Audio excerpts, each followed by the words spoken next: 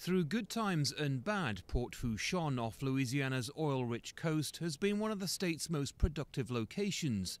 Here investment and productivity is on the rise. Deepwater drilling projects are long-term and tend to be less affected by fluctuating oil prices.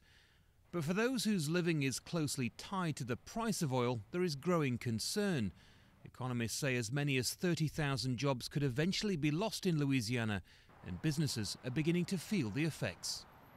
A little apprehensive and nervous. There are some companies that have kind of like a freeze on hiring. They're being very frugal and taking a hard look at what they're doing and how they're doing it, and praying.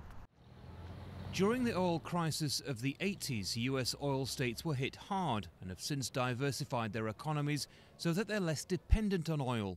But economist Peter Ricchiuti says for those directly involved in the industry, hard times may be ahead. It's these smaller companies that are pure exploration and production companies or pure oil services companies that really are starting to worry at this juncture.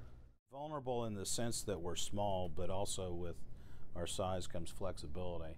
Steve Maley runs the Badger Oil Corporation, a small firm whose fortunes are tied to oil prices. They've lived through times like this before, but Steve says if oil prices stay low, as many predict, business could be hit hard. If this does become a protracted situation, it could be a difficult one for the industry to weather. And we're talking about over the coming months and for the remainder of the year. In all, Louisiana's oil industry directly employs more than 80,000 people, a figure much higher when you look at the service industries surrounding oil.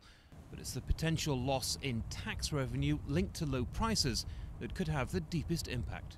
There may not be big job layoffs here yet, but according to the state's Oil and Gas Association, $12 million is lost to the state's budget for each $1 drop in the price of a barrel of oil. And in the forthcoming financial year, that could mean a $1.5 billion deficit, a figure that could affect everyone.